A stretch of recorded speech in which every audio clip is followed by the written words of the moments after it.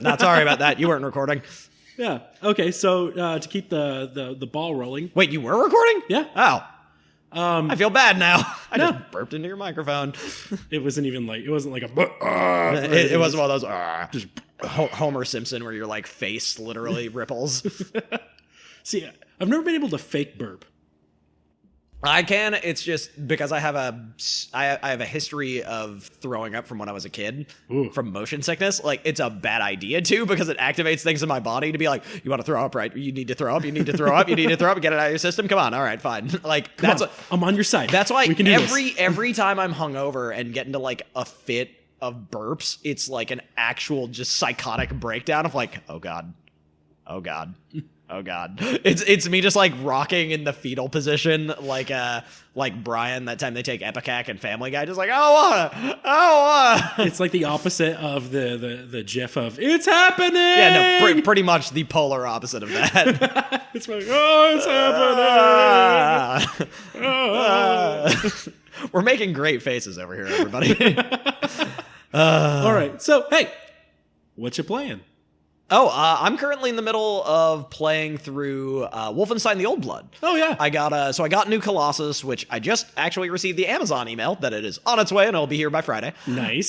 So I love the new Wolfenstein series, so I didn't pick it up until New Order, but New Order was so mind-blowingly good. Like, easily one of my top 10 favorite games of all time. Like, New Order is exceptional that I decided to pick up Old Blood to see how it was, because I'm like, okay, I'm getting New Colossus at the same time. I found a duo pack that is New Order and Old Blood, so I'm going to play through the whole series chronologically, not chronologically.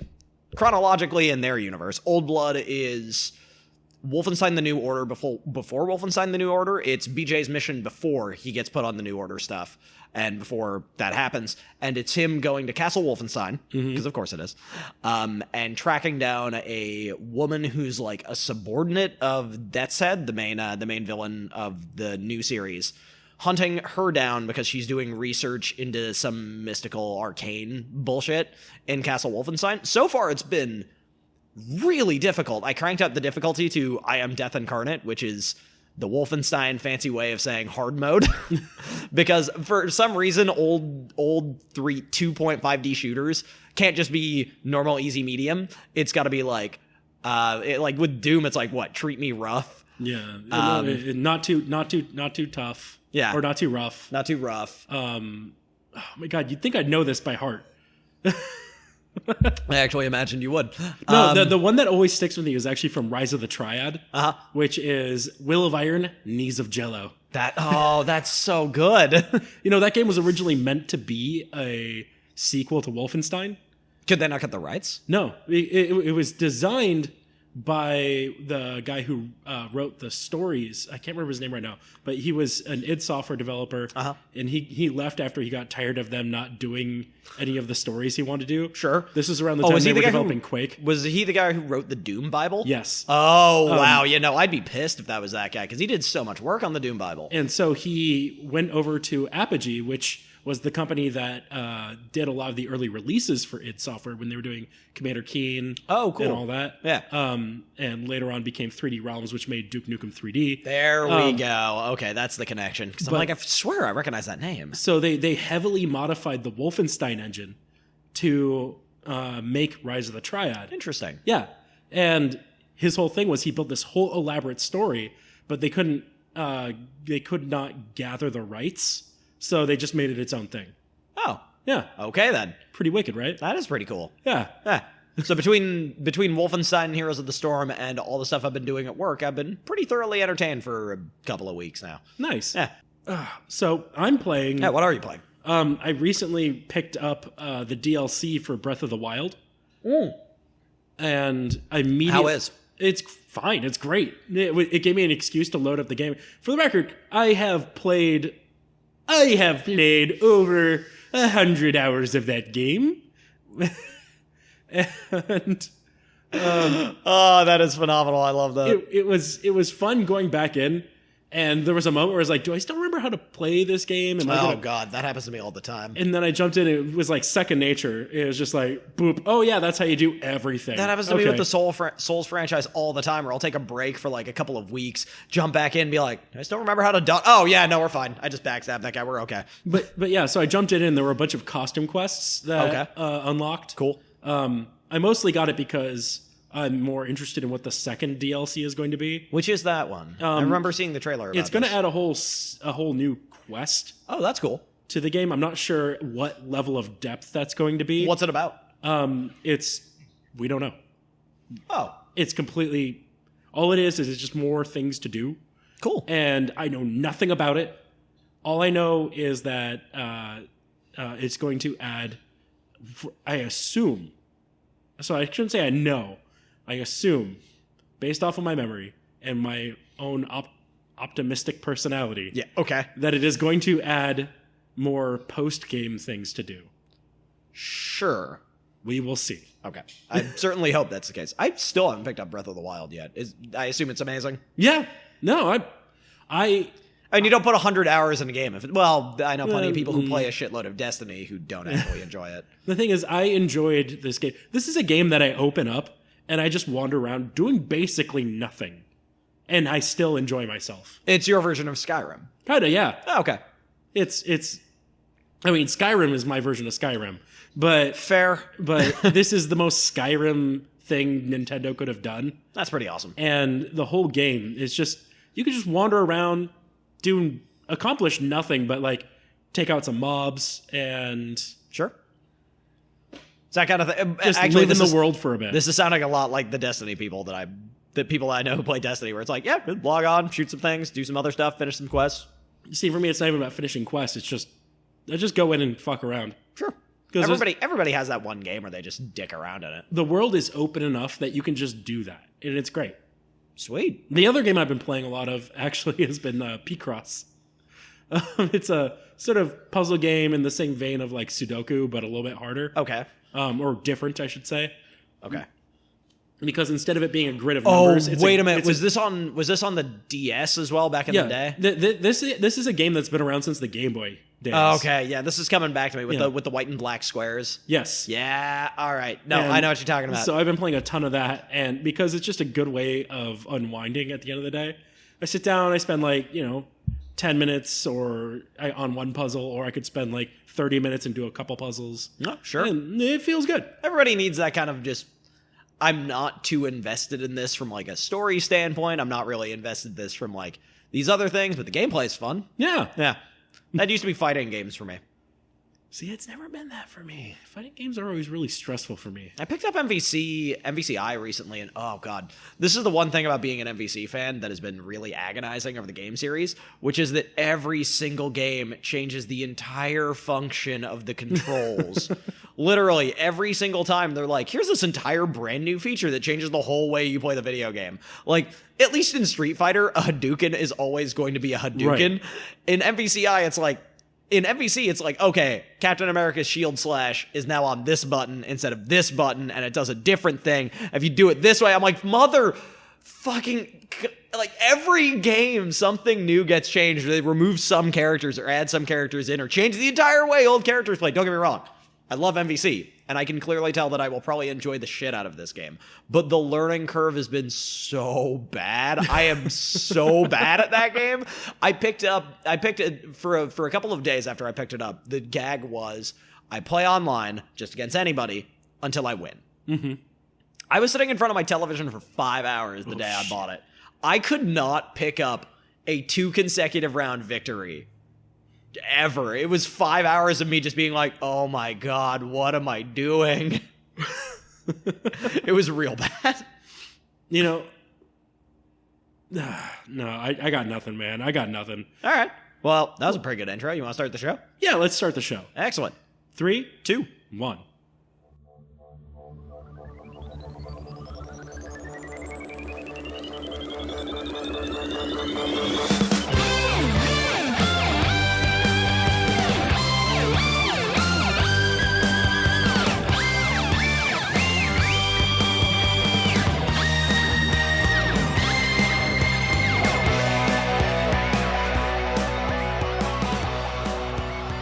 Hi, I'm John. I'm Andrew. And this is Agree to Disagree. Yes, it is. And we're coming at you from the back room of Hi-Fi Brewery in Redmond, Washington. Once again. Because John was editing episodes and was just like, hey, you want to come get a beer? I'm like, it's been a long day. Why not? Yeah, sure. So here we are. Fuck it. And they kindly took us back. So, for those of you who've been following along, this is part 2 of Big Trouble in Little China. Can I just say, before we actually start the episode, I imagine us like the kind of broke like cousin that just shows up to your house every now and then in like a sitcom and is like, hey, you mind if I crash on your couch for just like a couple days before I get back on my feet? It's basically us. We're just like, hey, guys, we need the back room for a little bit. Yeah, except unlike the broke cousin, when I come here, people are like, hey, so you're going to be recording a podcast here? And I'm like, no, actually, we don't usually do that here anymore. And then they're like, oh, damn. I never said the broke cousin was a bad person. It's more like Norm. Yeah, there we go. We're oh god, are we Norm? Well, have you seen the Cracked episode that ruins Cheers? No. You should.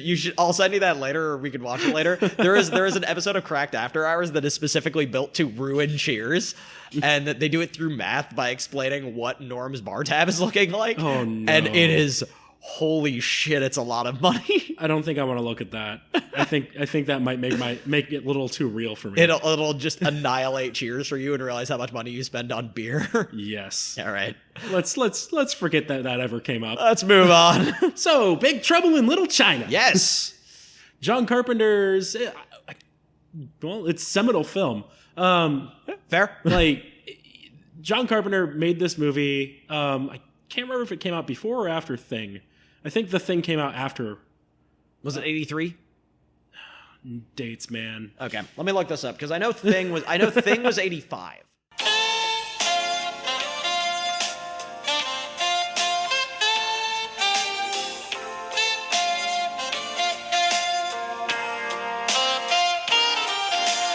Big Trouble in Little China came out when?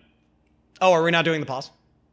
Oh, this was part of it. Like, oh, perfect. No, Big Trouble in Little China came out in 1986. Okay. I was wrong about The Thing. Thing came out in 1982. Okay. So this is after Thing, 4 years. Okay. So The Thing came out first, which is arguably the more popular film. I would say, yeah, I would argue it is more popular. I would also say, honestly, it's better. But that's because I actually genuinely just love the shit out of The Thing. That's fair. It's a good movie. So I'm genuinely curious. What did you think of Big Trouble in Little China? It is fascinating. It's I would say, here's the thing. I would say it's a genuinely enjoyable movie that didn't need about 80% of the cast. Like, there are so many weird, completely useless side characters. They're lovely. They're wonderful to have around. They're very one note, but it's just like, why are you here? What are you doing here? Who is anyone in this You're talking shot? about like Gracie Law? No, well, I mean, the exposition we'll get to, but no, she was fine. I was okay with that. I'm not talking about, actually, not Gracie Law. What's the name of the reporter? Her like reporter friend that I genuinely do not know the name of. It's like you didn't need her. In fact, Gracie Law could have been her. Yeah, you could have just fused them both together. The other Wang's Chinese friend, you didn't need him there. The father could have just been the mystic. Like, there are a lot of roles where you're like, why didn't you just merge these people and save everybody some damn time? You know, there's some extra scenes that actually flesh out those characters a bit. I'm not even surprised at the thing. It felt like a movie that had a good chunk of it sitting on the cutting room floor with a lot more character development that got sidelined because they just didn't have the time. Yeah, because it would have been like a 3-hour movie. Because it's what, an hour and a half? Something like that. Yeah, it was good though. I mean, I enjoyed it. The sequel bait was really funny to observe at the end there. Yeah. So in this movie, there is a monster that just is in the underground. It looks like if Chewie got chewed up and spat out. Yeah, it's like if Chewie... Oh, you know what it looks like? It kind of looks like a fucked up version of Bluto from The Labyrinth. Oh, hey, okay, I can see that. Yeah. So it's like this big hairy monster that looks fucking scary as hell. It kind of looks like its face looks like one of those like ancient Chinese masks. I think that was the point of it. Yeah, with the bulgy eyes and the horn teeth and stuff like that. It really is rather well made. Yeah, it is fantastic, but it exists specifically for jump scare. Like, that is what it is. Kind of, yeah. Like, every time it shows up, it's like, I'm out of nowhere.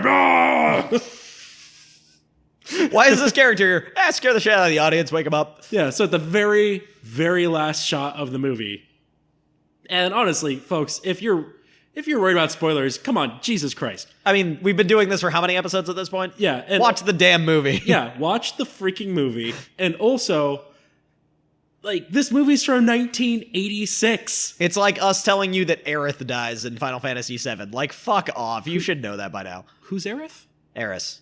Who? There we go. What? I get the joke now. Is Final Fantasy what? But it's like us doing that, where it's like, come on, people.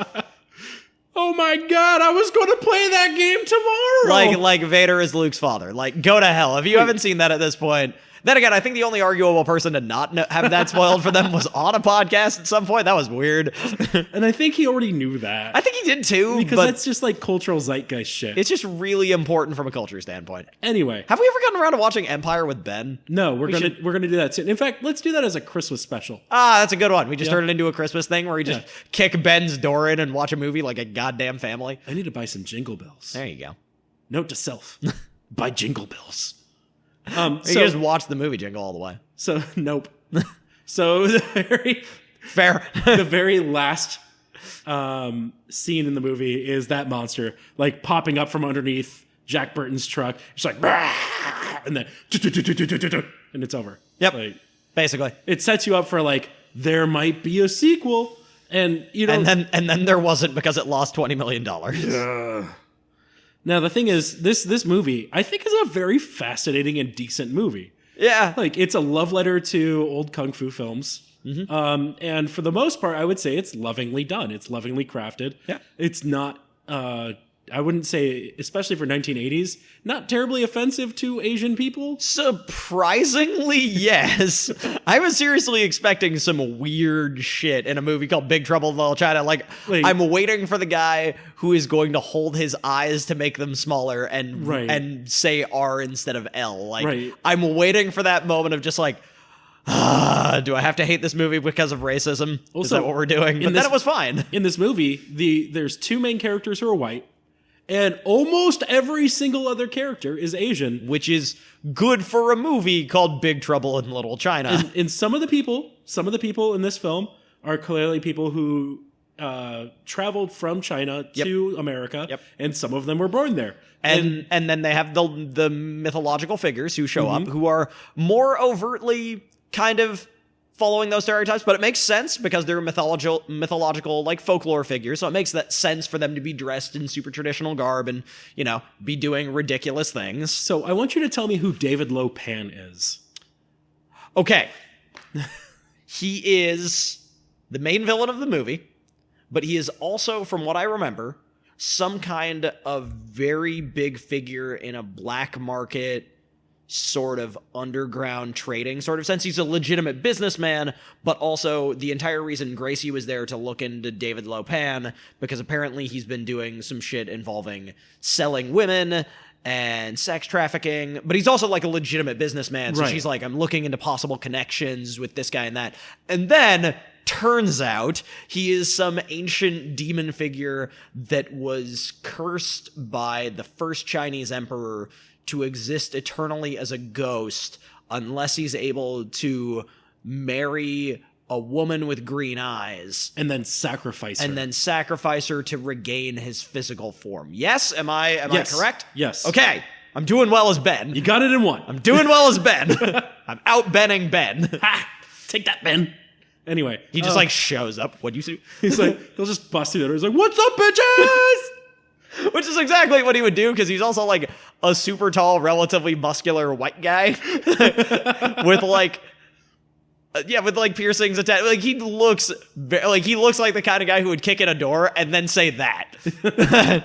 I'm pretty sure he has said that to me before, but anyway, probably. I think he said that to me yesterday. So we digress. Yes, as we are wont to do. It's half the point of this podcast. Fair. Hang on a second.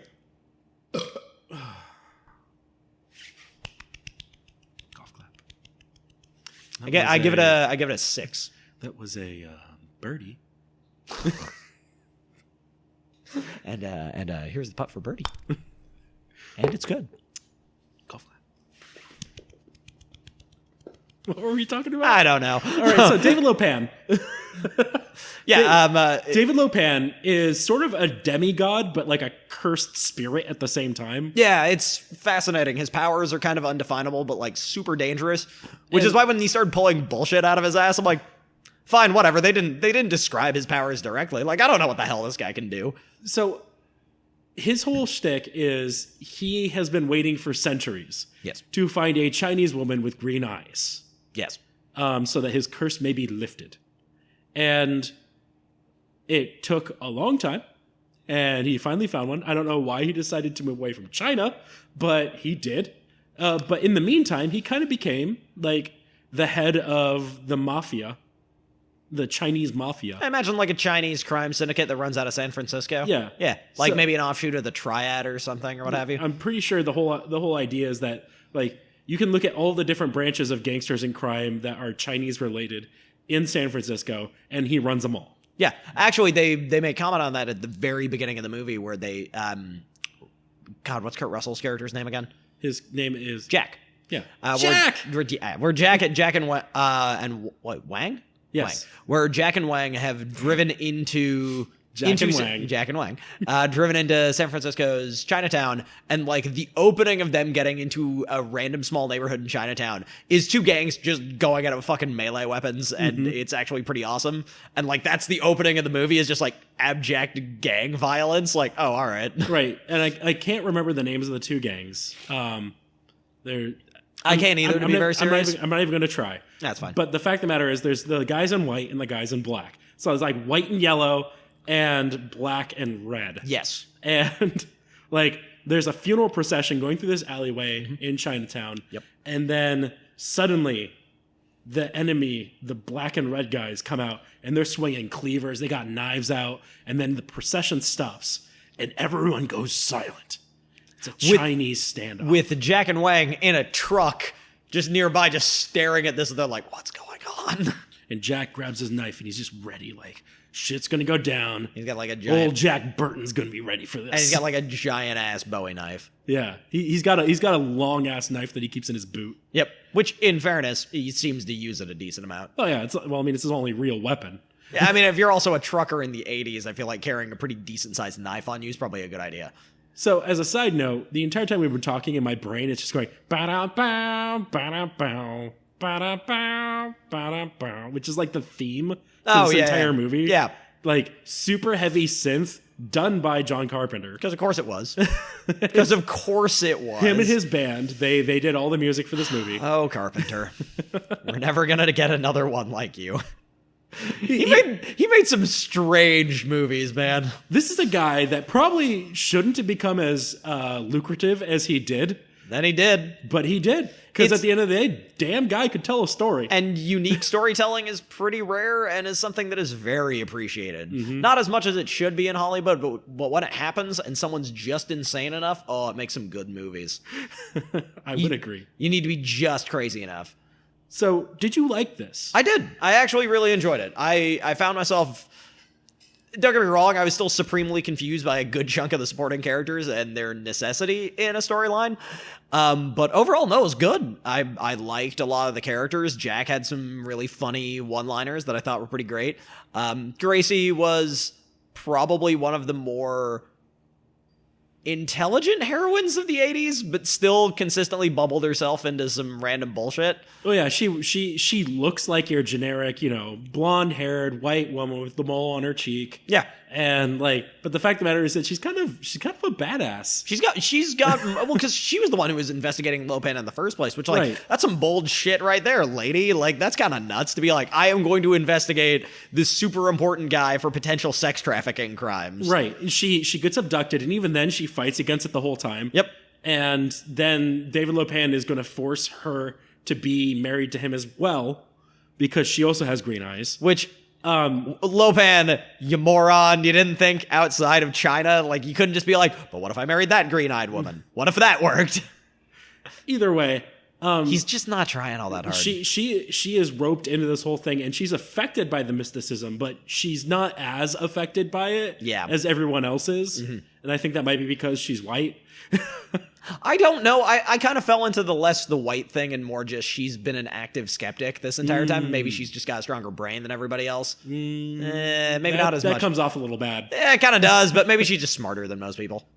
So she's kind of a busybody, sticks her nose in the wrong places all the time. She's a journalist, though, so it makes sense. That's what she's not a journalist. Isn't she? No, she's just really into what the fuck is going on in this neighborhood. Oh, her friend's the journalist. Exactly. That's and then Wang's pretty awesome, by the way. Can I just say his fight scenes are pretty fucking sweet, actually. So Wang is actually... Okay, so that actor, I can't remember his name right now, but he was an acrobat. Like, he was a Chinese acrobat. Oh, that's cool. As I mentioned in the last episode, the original person they were trying to get to play the role was Jackie Chan. I can see that. But when Jackie Chan couldn't do it because he was starting to focus more on the Hong Kong area. Yeah, this is before he came back for his resurgence in the mid-90s. Yeah, with like Rumble in the Bronx and stuff like that. Yeah, and then like Rush Hour. But they last minute had to cast someone else, and they cast him, and he picked up all the choreography in like a week or two. I am not even surprised. He looks like someone who is so comfortable with those stunts. Like some of the time you can see some other actors that are like, I mean, that's why, we talked about this on the last episode. This guy's doing like trampoline flips and diving with the sword and all sorts of like kung fu moves. But like, this is something we talked about in the last episode where Jackie Chan didn't want to work in American cinema anymore because they didn't shoot it right. It didn't feel like they were comfortable shooting things that way. This guy's so comfortable with the stunts. Oh, yeah. Like, he's just like, nah, I fucking got this. Like, it comes across as so much more awesome because you're like, oh no, he just ran off that wall. Okay, we're just fine with this? That's amazing. So, do you prefer Wang or Jack Burton? Who's your favorite character? I like Wang. You like Wang? Jack Burton's great, and he's actually like pretty fantastic as a character, and it's one where, and I think that's what I did walk away from this movie being like, damn it, that was actually kind of good sequel bait.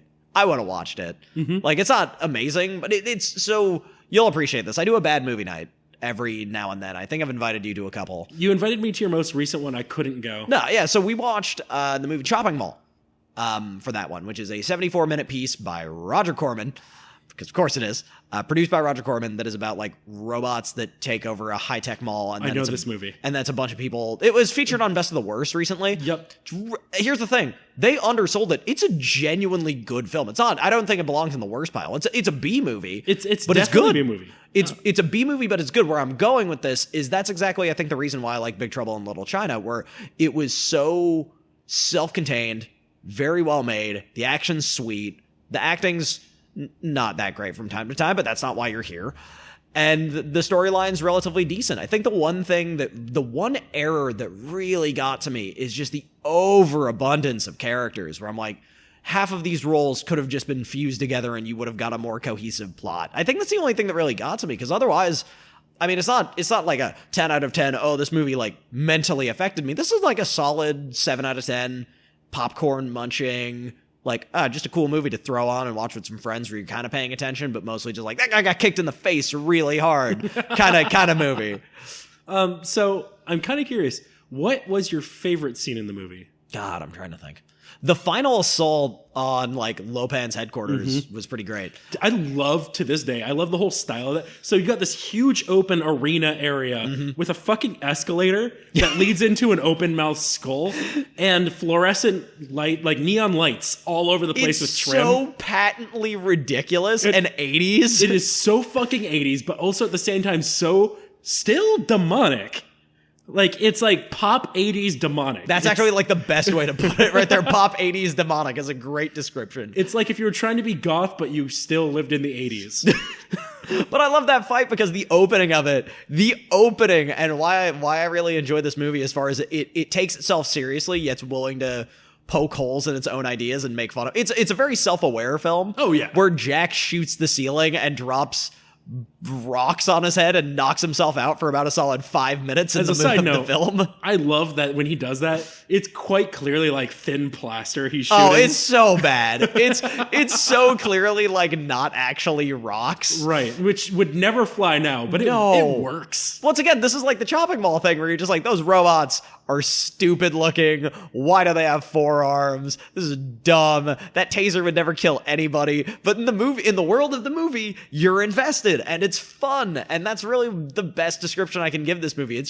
It's just good fun. Yeah. It's not like world-endingly different. It's not like this amazing, it'll change your life, but it's not bad either. It's a movie that doesn't take itself very seriously, and it's just a good slugfest of a film. It's fun. So, what's your least favorite scene in the movie? I'm curious to see if it's the same one as mine. All the exposition that happens in the beginning, which is Gracie's introduction. We're like, well, you know me, I'm Gracie Law, and I'm like, it's okay, it's just me, Gracie Law. And I'm like, yeah, way to weave the character into the storyline. They're assholes. I mean, they do allude to it at the airport where Jack's like, who's that? And he's like, oh, don't mess with her, she's trouble. Yeah, and like there's stuff like that, but the beginning exposition of just that scene of just info dump after they get attacked by like the three brothers. I mean, the three storms. There we go. After they get attacked by the three storms, and it's just like, what if we told you the entire plot line to this movie in 10 minutes, and the rest is just you punching people in the face? So Wang is the guy who constantly knows what's going on. Yeah, all the time. And which is fine, because he's clearly the main character, to quote your thing from yesterday.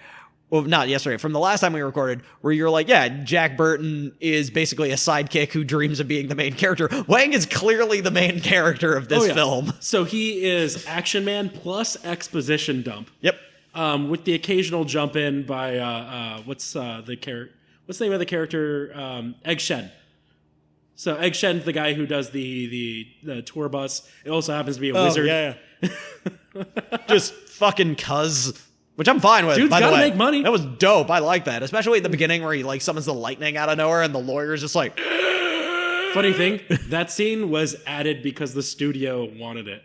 Like the studio felt like there was some exposition that was needed at the beginning of the film. Admittedly, I kind of agree with them. I agree with them too, because if the movie just started with Jack Burton in his truck, it probably would not have been as good. But that being said, they talk up Jack Burton at the beginning like he's the big guy. When actually he's just kind of fucking there. Yeah, it should have been, well, what happened in Chinatown with the green flame? That would have been way better of a description. Everyone says that you might know something about this. That would have been perfect. Yeah. Like I think that would be one thing that if that got fixed, it'd be a way better film. I think it's part of a problem where Hollywood wasn't ready to accept that a non-white guy could be the lead. God, I think you're right. That's so annoying to me because what was it, 10 years before? 5 years before? I can't remember when Bruce Lee just straight up took over everything for a little while. Oh yeah, Bruce Lee took over a bunch of shit. When was I want to say because it was concurrent with Bruce Lee was concurrent with Batman, like the 60s Batman. Way of the Dragon. Let me look this. Wait, Way of the Dragon? Because am I going Green crazy? Hornet was on TV at the same time as 60s Batman. Really? Yeah, because they both did the wall climbing thing, and there was a crossover episode where they were both on there. Okay, that's fantastic. Yeah. Way to go, 60s. That's Trivia from John, courtesy of 90s Nick at Night. That's great. Back before they showed Full House and Family I Matters. love that. Enter the Dragon. Why did I think of that? Enter the Dragon premiered after he died? Mm-hmm. I didn't know he was already dead by the time Enter the Dragon happened. Holy shit, Bruce Lee. Yeah, 1973, and it premiered in 1973, and it premiered in the U.S. in 6 days after he died. Oh, no, sorry, a month after he died. It premiered on August 19th. He died July 20th of that same year. You can thank Bruce Lee.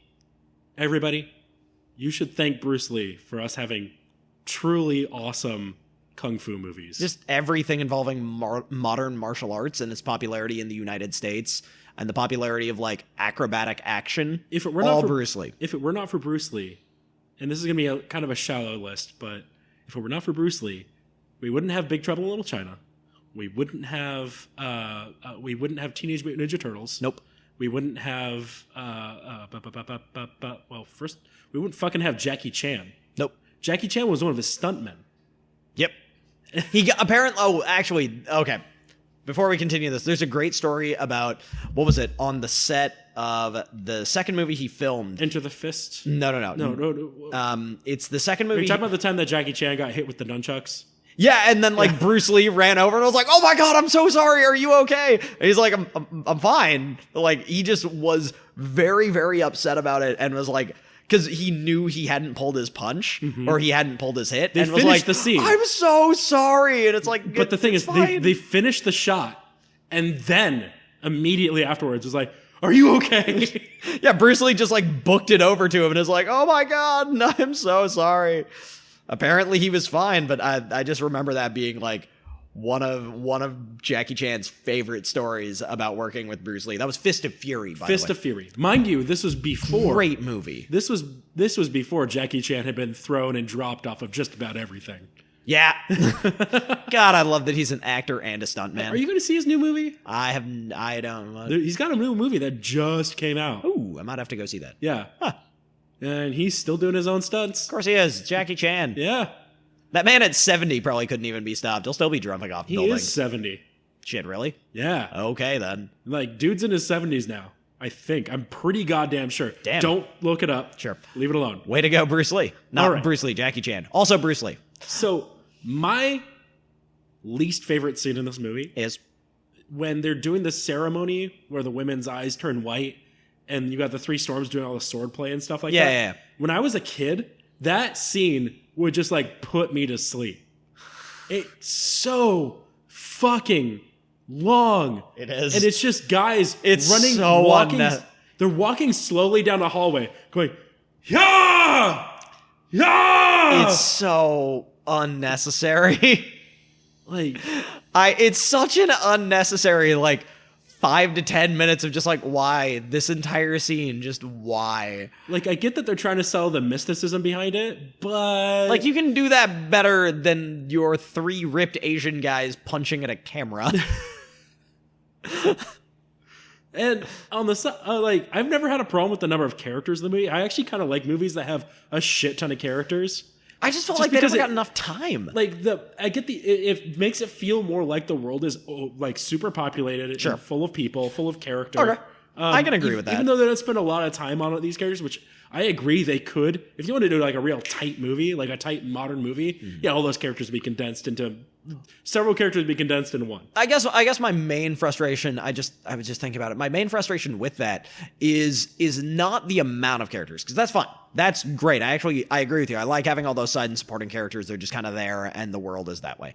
It's that all of them get their own arc when clearly nothing happened. And like trying to sell like, oh, these 2 people are in love now, or this other thing happened, or this other thing happened. It's like, these people literally met 2 days ago. Fuck off.